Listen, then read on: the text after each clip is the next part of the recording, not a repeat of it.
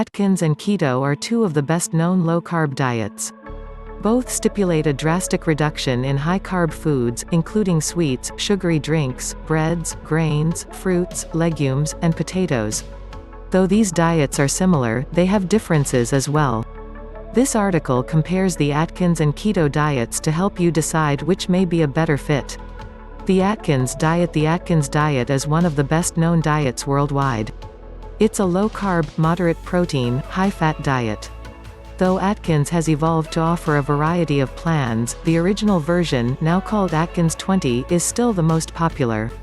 It's broken down into 4 phases, which are based on your daily net carb, total carbs minus fiber and sugar alcohols, allowance. Phase 1, Induction. This phase allows for 20 to 25 grams of net carbs per day until you are 15 pounds 7 kilograms from your goal weight. Phase 2. During this phase, you consume 25 to 50 grams of net carbs per day until you are 10 pounds 5 kilograms from your goal weight. Phase 3. Your net carb allowance is raised to 50 to 80 grams per day until you have met your goal weight and maintained it for 1 month. Phase 4. During the final phase, you consume 80 to 100 grams of net carbs per day for ongoing weight maintenance.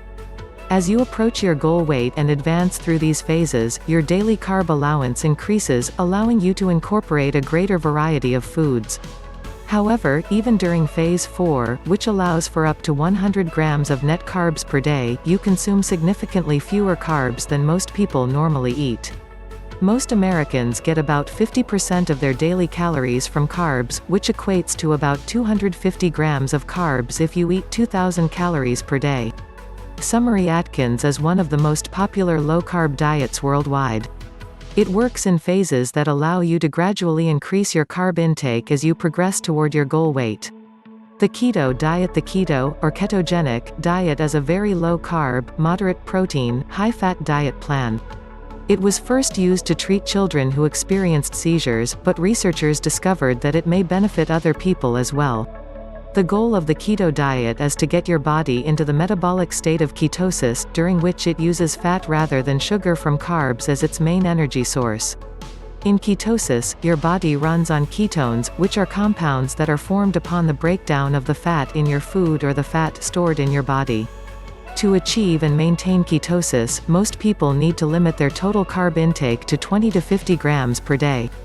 Macronutrient ranges for the keto diet are typically 5% of calories from carbs, 20% from protein, and 75% from fat. Some people monitor their ketone production using blood, urine, or breath tests. Summary: on the keto diet, you restrict your total carb intake to less than 50 grams per day. This causes your body to enter ketosis and burn fat for energy. Similarities and differences: keto and Atkins share certain similarities but also differ greatly in some respects. Similarities: as they're both low-carb diets, Atkins and keto are alike in some ways. In fact, Phase 1, Induction, of the Atkins diet is similar to the keto diet, as it restricts net carbs to 25 grams per day. In doing so, your body likely enters ketosis and starts burning fat as its main source of fuel. What's more, both diets may result in weight loss by decreasing the number of calories you eat. Many carbs, particularly refined carbs like sweets, chips, and sugary drinks, are high in calories and may contribute to weight gain. Both Atkins and keto require you to eliminate these high-calorie, carb-rich foods, which makes it easier to cut calories and lose weight. Differences: Atkins and keto have certain differences as well. While keto is a moderate protein approach, with about 20% of calories coming from protein, the Atkins diet allows for up to 30% of calories from protein, depending on the phase. Additionally, on the keto diet, you want to keep your body in ketosis by extremely limiting your carb intake. On the other hand, the Atkins diet has you gradually increase your carb intake, which will eventually kick your body out of ketosis. Due to this flexible carb limit, Atkins allows for a wider variety of foods, such as more fruits and vegetables and even some grains. Overall, Atkins is a less restrictive approach, as you don't have to monitor ketones or stick to certain macronutrient targets to stay in ketosis. Summary: keto and Atkins are both low-carb diets that may aid weight loss by burning fat and cutting your calorie intake. However, on Atkins, you gradually increase your carb intake, while it remains very low on the keto diet. Potential benefits. Though once considered unhealthy, low-carb diets have now been shown to offer various health benefits. Weight loss. Low-carb diets may result in more weight loss than other diet plans. In a review of 6 popular diets, including Atkins, the Zone Diet, the Ornish Diet, and Jenny Craig, Atkins resulted in the most weight loss after 6 months. A similar study found that Atkins was the most likely of 7 popular diets to result in meaningful weight loss 6 to 12 months after starting the plan. Though more restrictive than Atkins, the keto diet may aid weight loss as well. Research indicates that being in ketosis decreases appetite, thereby removing one of the biggest barriers to weight loss, constant hunger. Ketogenic diets also preserve your muscle mass, meaning that most of the lost weight is more likely to be a result of fat loss. In one 12-month study, participants on a low-calorie keto diet lost about 44 pounds 20 kilograms with few losses in muscle mass, compared to the standard low-calorie group, which only lost 15 pounds 7 kilograms. Additionally, ketogenic diets maintain your resting metabolic rate (RMR), or the number of calories you burn at rest, whereas other low-calorie diets may cause your RMR to decrease. Blood sugar control. Research indicates that low-carb diets can benefit blood sugar control. In fact, the American Diabetes Association recently revised the Standards of Medical Care, a document outlining how healthcare providers should manage and treat diabetes, to include low-carb diets as a safe and effective option for people with type 2 diabetes. Low-carb diets have been shown to decrease the need for diabetes medications and improve levels of hemoglobin A1c (HbA1c), a marker of long-term blood sugar control. One 24-week study in 14 obese adults with type 2 diabetes on the Atkins diet found that in addition to losing weight, participants lowered their HbA1c levels and decreased their need for diabetes medications.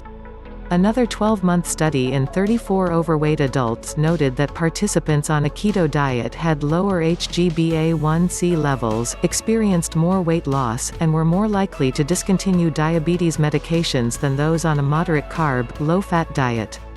Other benefits. Research suggests that low-carb, higher-fat diets may improve certain heart disease risk factors.